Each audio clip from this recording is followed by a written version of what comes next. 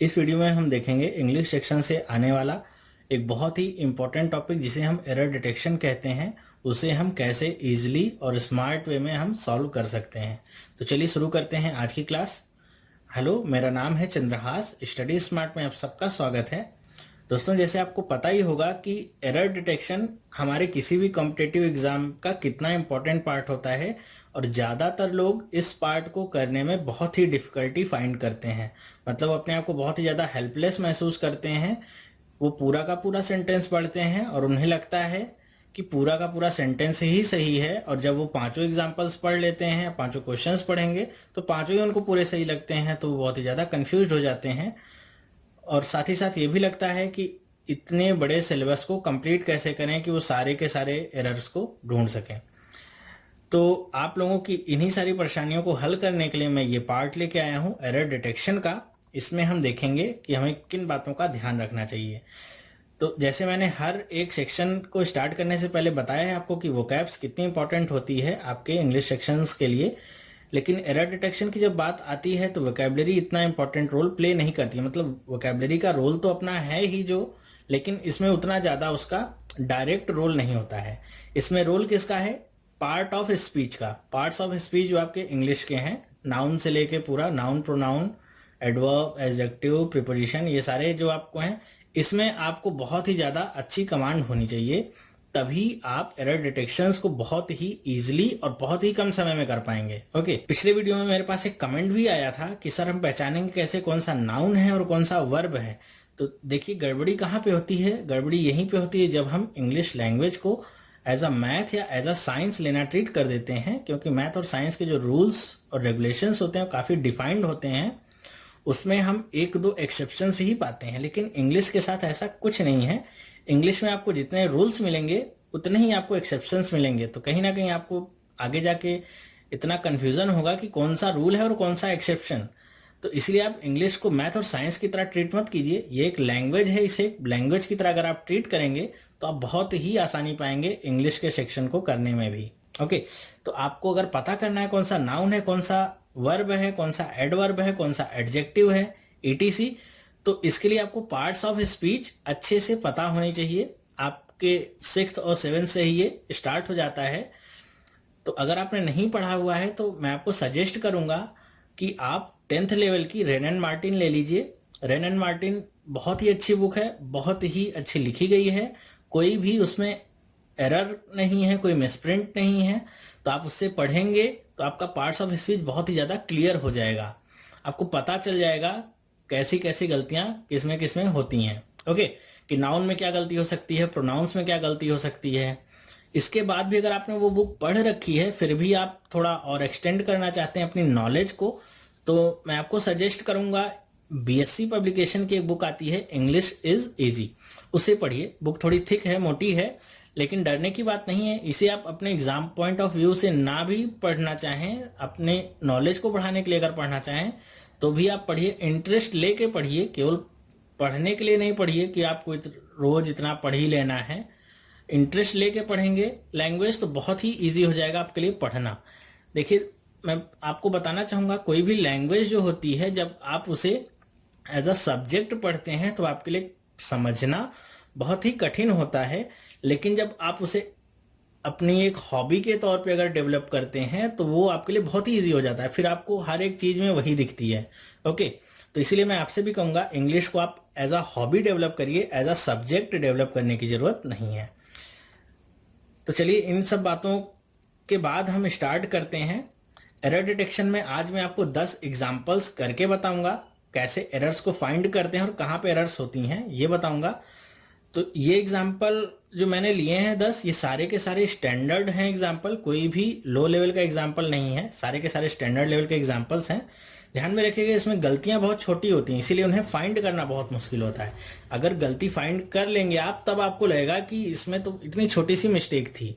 जितनी छोटी मिस्टेक होगी उतना ही उसको डिटेक्ट कर पाना मुश्किल होता है। ओके, मैंने यहाँ पे 10 एग्जाम्पल इसलिए लिए हुए हैं क्योंकि मैं इसे एज अ सैंपल आपके सामने प्रस्तुत करने जा रहा हूँ। अगर आपको पसंद आए तो मुझे कमेंट करके बताइएगा, तभी मैं इसे आगे जारी रखूँगा।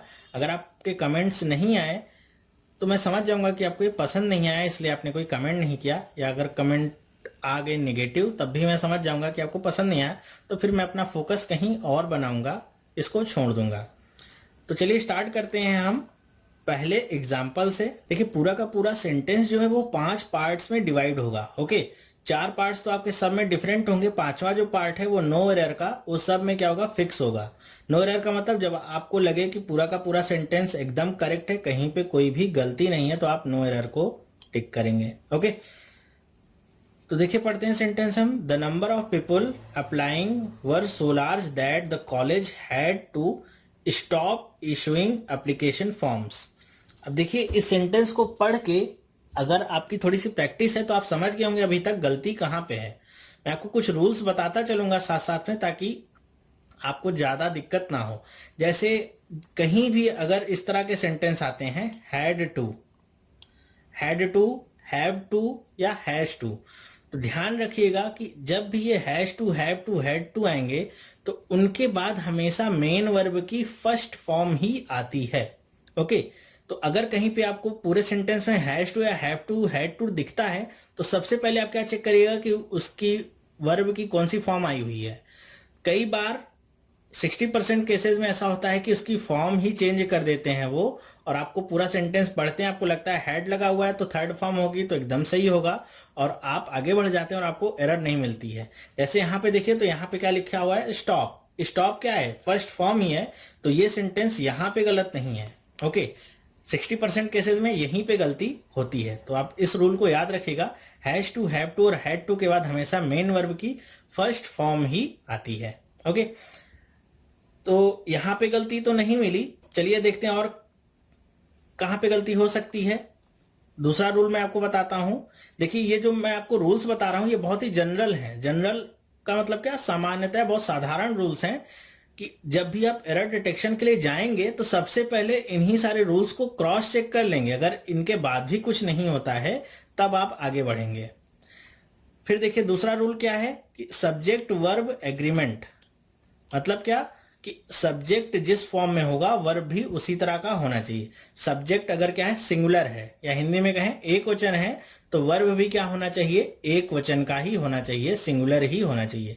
सब्जेक्ट अगर प्लूरल है तो वर्ब भी क्या होना चाहिए, प्लूरल ही होना चाहिए। ओके, कभी भी ये मिसमैच नहीं करेंगे कि सब्जेक्ट आपका सिंगुलर होगा और वर्ब क्या होगा आपका प्लूरल। ओके, तो देख लेते हैं यहाँ पे क्या लिखा हुआ है, the number of people applying वर। अब देखिए यहाँ पे सब्जेक्ट हमारा क्या है, नंबर सिंगुलर है, और वर्ब क्या मिल गया हमको, प्लूरल। मतलब कहाँ पे गलती है, जी हाँ यहीं पे गलती है। ये सेंटेंस यहाँ पे रॉन्ग हो गया। देखिए हमने 2 रूल लगाए, दूसरा रूल ही हमारा फिट बैठ गया। यहीं पे गलती है, इसकी जगह पे क्या होना चाहिए था, इसकी जगह पे होना चाहिए था वॉज। ओके, वॉज होता तो ये सेंटेंस क्या होता, एकदम करेक्ट। तो अगर आपको टिक करना होगा आप सेकंड नंबर पे टिक करेंगे और आगे बढ़ जाएंगे। ओके, आई होप आपको समझ में आया होगा। तो चलिए आगे बढ़ते हैं, हम देखते हैं दूसरा एग्जांपल हमारा क्या है। दूसरा एग्जांपल कह रहा है, I have worked in this office for 6 years but I now work in different office. मतलब मैंने इस ऑफिस में 6 साल काम किया है, लेकिन अब मैं कहीं और काम कर रहा हूं, किसी दूसरे ऑफिस में।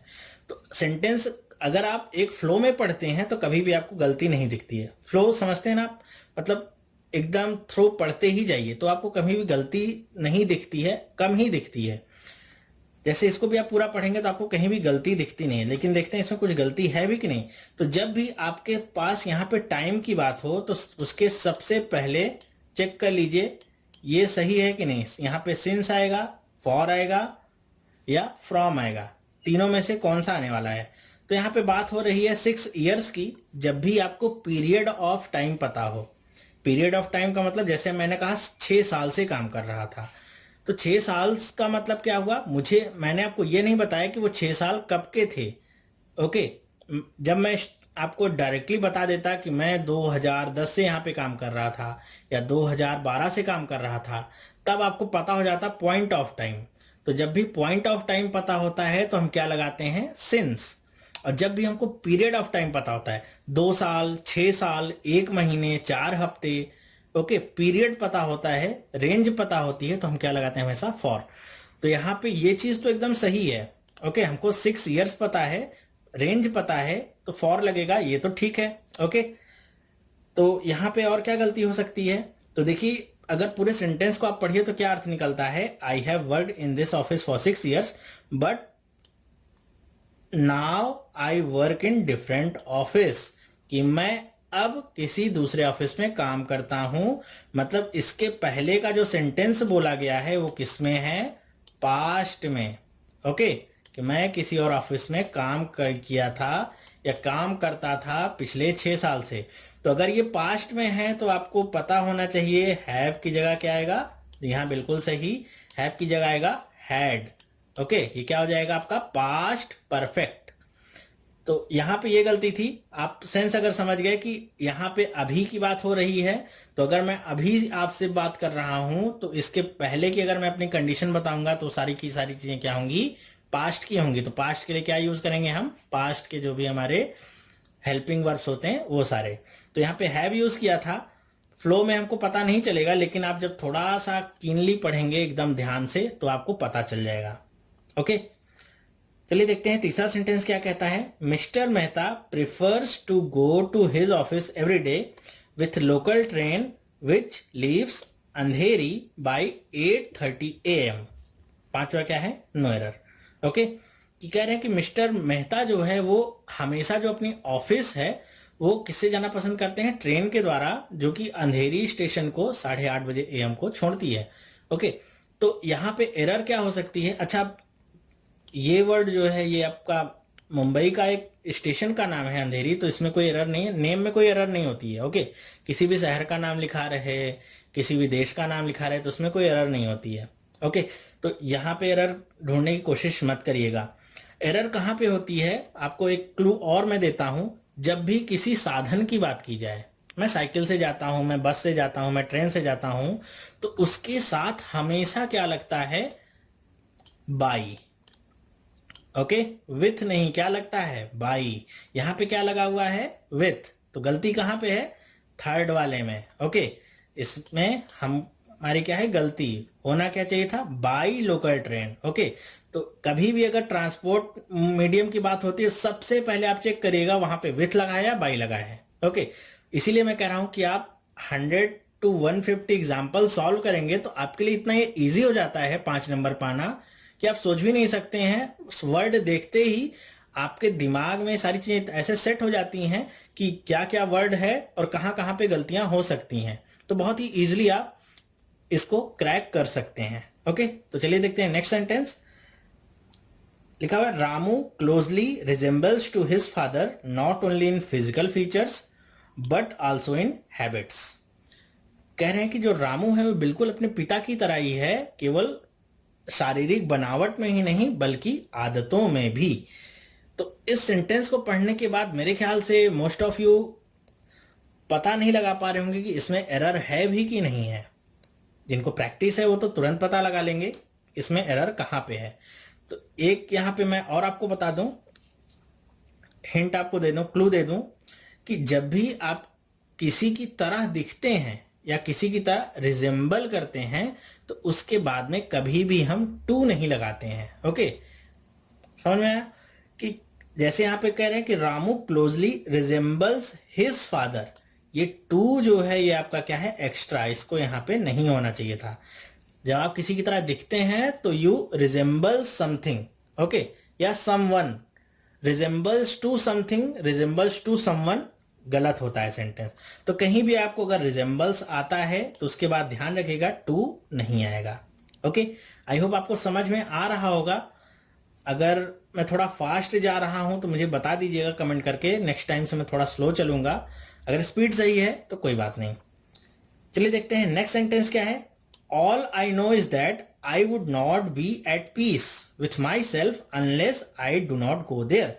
कह रहे हैं कि मुझे कि सिर्फ इतना पता है कि मुझे तब तक शांति नहीं मिलेगी जब तक मैं वहां जाऊंगा नहीं। ओके, तो इस सेंटेंस को पढ़ने के बाद आपको आई होप कोई गलती नजर नहीं आएगी। मैंने ये जो 10 सेंटेंस आपके लिए कलेक्ट किए हैं, मैंने कोशिश की है कि 10 सेंटेंस में आपको मैं 10 बातें अलग अलग तरह की बता सकूं।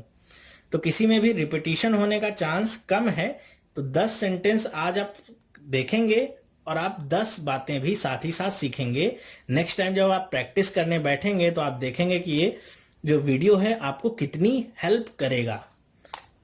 करें all I know is that I would not be at peace with myself unless I do not go there. अब देखिए यहाँ पे एक और आपको मैं हिंट बताता हूं कि कभी भी किसी भी सेंटेंस में 2 निगेटिव एक साथ नहीं आ सकता है। 2 निगेटिव का मतलब कैसे हुआ, जैसे 4th वाले सेंटेंस को आप पढ़िए, यहाँ पे क्या लगा हुआ है, अनलेस, और फिर आगे जाके यहाँ नॉट भी लग गया है। सेंटेंस में क्या हो गया, 2 बार नहीं नहीं आ गया है। तो ऐसे रिपीटिशन नहीं होना चाहिए नेगेटिव सेंटेंसेस का। यहाँ पे अनलेस की जगह कई बार अनटिल भी आता है। अनटिल आएगा, उसके बाद फिर डज नॉट, डू नॉट ऐसे लगा रहता है। ओके, तो आपको क्या करना है, इस नॉट को नहीं लगाना है। ये एरर डिटेक्शन का खैर पार्ट है, सेंटेंस करेक्शन का नहीं है। देखिए एरर डिटेक्शन और सेंटेंस करेक्शन आपके 2 अलग टाइप होते हैं। कुछ लोगों को मैंने आज तक सुना था जो कहते थे कि नहीं दोनों एक ही बात है। वैसे देखा जाए तो एक ही बात है, लेकिन दोनों अलग अलग तरह से आंसर दिए जाते हैं। इसमें आपको बताना नहीं है कि गलती क्या है, बस आपको बता देना है 4th नंबर में गलती है। वो आपसे पूछते नहीं कि अच्छा गलती है तो बताओ सही क्या होगा इसकी जगह। लेकिन सेंटेंस करेक्शन में क्या कहते हैं कि गलती तो बताओ ही क्या है, साथ में सही क्या होगा उसको भी सेलेक्ट करके बताओ। तो सेंटेंस करेक्शन क्या है, एरर डिटेक्शन का थोड़ा सा अप लेवल है।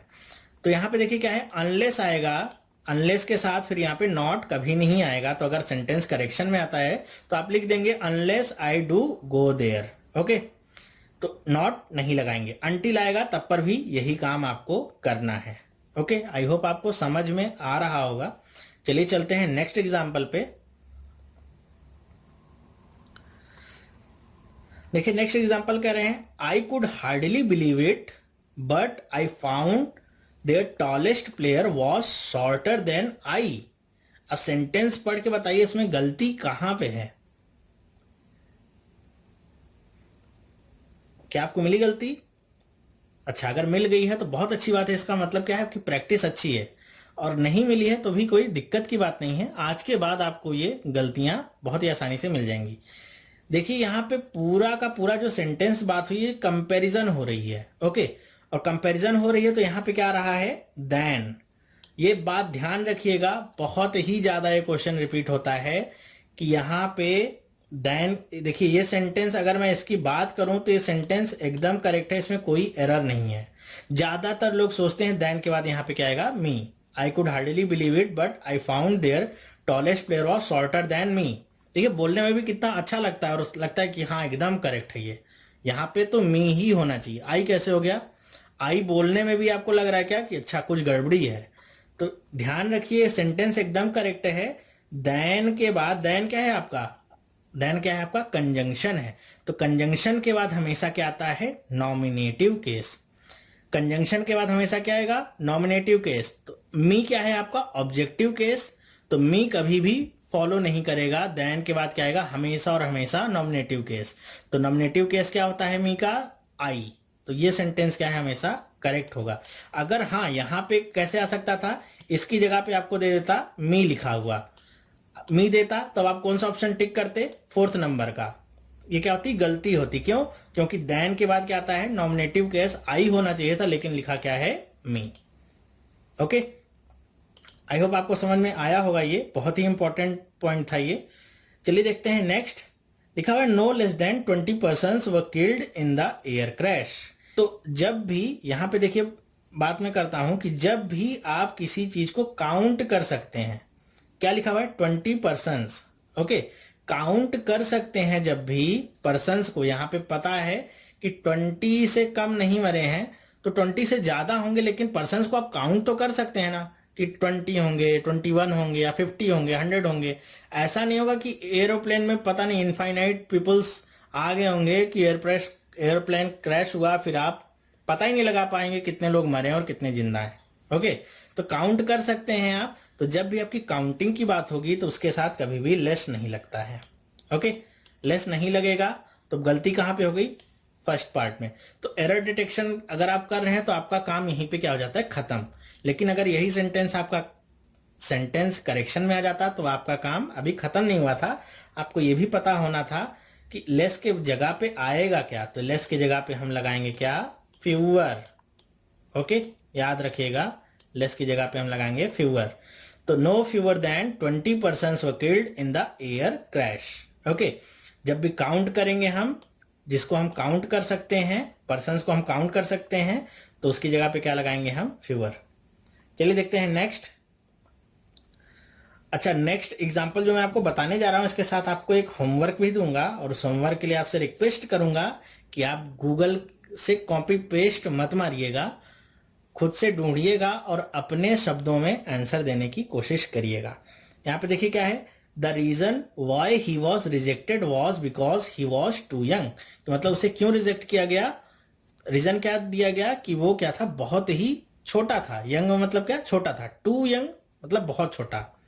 ओके, तो यहाँ पे सेंटेंस पढ़ के आपको कोई भी गलती नहीं दिखती है, लेकिन यहाँ पे गलती क्या है मैं आपको बता दूं। यहाँ पे जो बिकॉज लगा हुआ है, यही क्या है इसकी सबसे बड़ी गलती। अच्छा, बिकॉज लगा हुआ है तो गलती क्या है, देखिए जब भी आप कोई रीजन स्टेट करते हैं, मतलब रीजन बताते हैं, तो उसके साथ बिकॉज नहीं आता है। बिकॉज किसके साथ आता है, बिकॉज आता है, अगर मैं अलग से ना लिखूं, यहां पे आपके लिए सर्कल कर दूं ये वर्ड कॉज। जब भी आप कोई कारण बताएंगे, ओके, कि कोई चीज क्यों हुई, कारण बताएंगे, तब उसके साथ हम बिकॉज को लगाते हैं। तो बिकॉज क्या होगा, यहां पे गलत होगा, इसकी जगह पे क्या होना चाहिए, इसकी जगह पे होना चाहिए आपका दैट। क्यों दैट होना चाहिए, क्योंकि आप रीजन स्टेट कर रहे हैं, रीजन बता रहे हैं सिर्फ कि उसे क्यों रिजेक्ट किया गया। अब इसमें होमवर्क क्या है आपके लिए कि आप मुझे बताएंगे रीजन और कॉज में डिफरेंस क्या होता है। ओके, आप फाइंड करिएगा, आपके लिए बहुत हेल्पफुल होगा अगर आप ऐसे छोटी छोटी नॉलेजेस को गेन करते रहेंगे। तो मुझे बताइएगा जरूर रीजन और कॉज में डिफरेंस क्या होता है। ओके, ये आपका होमवर्क है, देखते हैं कितने लोग करते हैं। नेक्स्ट देखिए क्या है, it was in the context of this policy and also as a follow up of the recommendation of committee that this workshop was organized। तो यहां पे एक वर्ड में आपके लिए अंडरलाइन कर रहा हूं, कमेटी। सबसे पहली बात क्या, इस स्पेलिंग को आप एकदम रट लीजिए। ओके, 20 बार कॉपी में लिख डालिए, ये स्पेलिंग आपकी बहुत जान लेती है। ये आपके एसएससी में भी आ जाता है, जैसे उसमें एसएससी में आपका 2 से 4 नंबर का आ जाता है स्पेलिंग करेक्शन का। ओके, उसमें भी आ जाता है। साथ ही साथ कई बार आपके एरर डिटेक्शन में भी कमेटी की स्पेलिंग गलत लिख देते हैं। वैसे तो स्पेलिंग गलत काफ़ी कम ही आती है, लेकिन कई जगह पे कमेटी की जो स्पेलिंग है वो बहुत ही गलत लिखते हैं। दिखने में और पढ़ने में आप जज ही नहीं कर सकते हैं कि इसकी स्पेलिंग सही लिखी है गलत लिखी है, आपको हर एक कंडीशन में वो सही ही लगेगी। तो इसलिए आप इसको रट मारिए कि कमेटी की स्पेलिंग क्या है, कितनी बार इसमें टी आया है, कितनी बार एम आया है, कितनी बार ई आया है। ओके, सारी चीजें आपको पता होनी चाहिए। तो इस सेंटेंस को पढ़ के अगर मुझे कहीं पे देखना होता तो सबसे पहले मैं देखता भाई यहाँ पे कमेटी जो लिखा हुआ है वो सही लिखा हुआ है कि नहीं। तो स्पेलिंग पता है मुझे, अच्छा स्पेलिंग ठीक है, मतलब ये सेंटेंस यहाँ वाला तो सही है। फिर से ऊपर पढ़िए, it was in the context of this policy and also as a follow up of the recommendation of that this workshop was organise. तो देखिए यहाँ पे कोई भी गलती मुझे नहीं मिल रही, यहाँ भी वॉज है, ये भी वॉज है, सारी की सारी पास्ट टेंस में चल रही हैं, और कोई भी आपका प्रीपोजिशन एरर भी आपको नहीं मिल रहा है। एरर होता कहाँ पे, या तो यहाँ पे सब्जेक्ट वर्ब एग्रीमेंट पे होता, जैसे यहाँ पे वॉज ऑर्गेनाइज था और यहाँ पे क्या था, प्रेजेंट हो जाता, फ्यूचर हो जाता, कुछ भी हो जाता, या यहाँ पे कुछ टेंसेस के डिफरेंस हो जाते, तो यहाँ पे गलती हो सकती थी, या तो कमेटी की आपकी स्पेलिंग गलत हो सकती थी। तो यहाँ पे ऐसी कोई भी गलती नहीं मिल रही, इसलिए सेंटेंस क्या होगा, नो एरर। ओके, अच्छा पता कैसे चलेगा कि किसमें एरर है और किसमें एरर नहीं, अगर आपको इतना आपने नहीं पढ़ा है तो मैं आपको बता रहा हूं कि आप मेरे वीडियोस को देखिएगा। अगर आप लोग इसे पसंद करेंगे तो मैं आपके लिए कम से कम 100 से 150 शब्द खुद ही लेके आऊंगा। देखने के 100 से 150 शब्द देखने के बाद आपको खुद इतना कॉन्फिडेंस आ जाएगा, आपको पता होगा कि गलती कहाँ पे हो सकती है। मतलब आपको गलती ये नहीं ढूंढना है, सेंटेंस पढ़ के गलती नहीं ढूंढना है। आप देखेंगे अच्छा ये लिखा हुआ है, इसके मतलब ये कहाँ से रिलेटेड होगा और इसमें गलती क्या हो सकती है, बहुत ही इजीली आप फाइंड कर लेंगे। जैसा आपको अभी पता भी चल रहा होगा कैसे फाइंड करना है गलतियों को। और जिस क्वेश्चन में आपको 1 से 2 बार पढ़ने पर भी समझ में नहीं आता है इसमें गलती है कि नहीं है, तो अगर आपकी प्रैक्टिस अच्छी है तो आप नो एरर पे टिक कर दीजिए, क्योंकि आपको पता होगा कि इसमें कोई एरर नहीं, तभी कुछ दिख नहीं रहा। और अगर आपको तब पर भी डर लग रहा है तो मैं आपसे कहूंगा उस क्वेश्चन को आप स्किप करिए। क्यों? क्योंकि नेगेटिव मार्क से अच्छा है कि आपको 0 नंबर मिले। आपने अटेम्प्ट नहीं किया है उसको, अटेम्प्ट कर देंगे, अगर आपने गलती नहीं फाइंड कर पाई तो क्या होगा, आपको नेगेटिव नंबर में मिलेंगे। नेगेटिव नंबर को बहुत सारे लोग सोचते हैं कि हमारे 0.25 नंबर कट गए, लेकिन अगर एक्चुअली में देखा जाए तो आपके कितने नंबर कटे, 1 नंबर जो आपने अटेम्प्ट किया वो भी तो कट रहे हैं आपके, तो 1.25 नंबर आपके कटते हैं। ओके, मतलब आपकी उम्मीदें बहुत ही कम हो जाती हैं एक एक गलत क्वेश्चन पर ही। तो मैं आपसे कहूंगा अगर कुछ नहीं समझ में आता तो स्किप करिए, आगे बढ़िए। बहुत सारे क्वेश्चंस मैंने देखे हैं एग्जाम में, सबसे शुरुआत में आपको बहुत टफ क्वेश्चंस मिल जाएंगे और सबसे लास्ट में एकदम इजी इजी क्वेश्चन रहेंगे। क्यों? क्योंकि आप पहले ही जुटे रहेंगे पूरा तन मन धन लगा के कि बस आज पूरा कर ही देना है, कितना भी लंबा क्वेश्चन हो क्यों ना हो मैं करके ही रहूंगा। तो वहीं पे आप क्या मात खा जाते हैं। क्वेश्चन समझ में आए, पढ़ के 40 से 50 सेकंड में सॉल्व हो रहा है तो सॉल्व करना है, नहीं सॉल्व हो सकता है तो आगे बढ़िए, आगे आपको इजी क्वेश्चन मिलने वाला है। ओके, पूरा एक बार पेपर से आप गो थ्रू जरूर होइए। अगर आप पूरे पेपर को आपने देखा ही नहीं है तब आपने बहुत बड़ी गलती की है।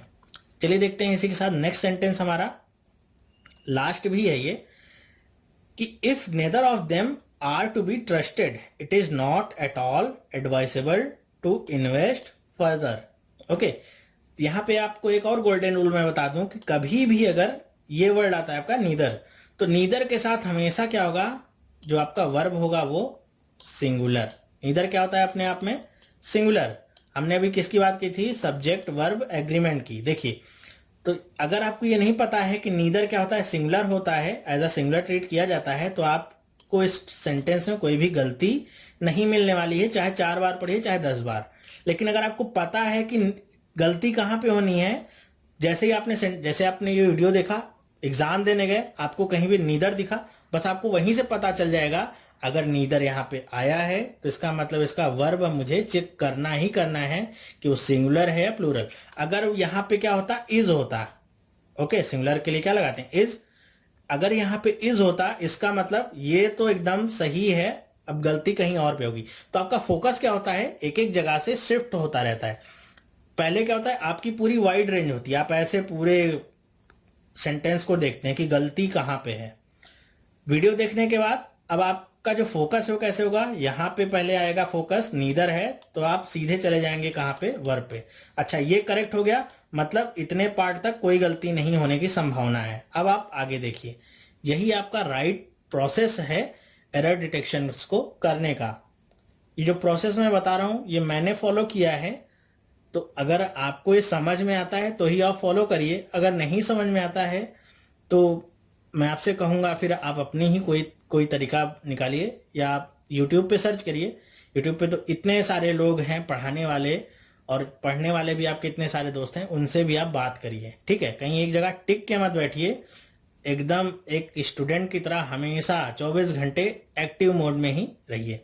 तो ये 10 क्वेश्चन हमने देखे या 10 एग्जाम्पल्स देखे, आपको ये कैसा लगा? वीडियो अगर पसंद आया है तो मुझे कमेंट करके बताइएगा, मैं और आगे इसके पार्ट्स बनाऊंगा और ऐसे ही आपको सारे रूल्स बताता रहूंगा, जिससे आपका जो फोकस होगा वो केवल एरर पे ही जाएगा, बाकी की चीजें आप आउट ऑफ फोकस किए रहिए।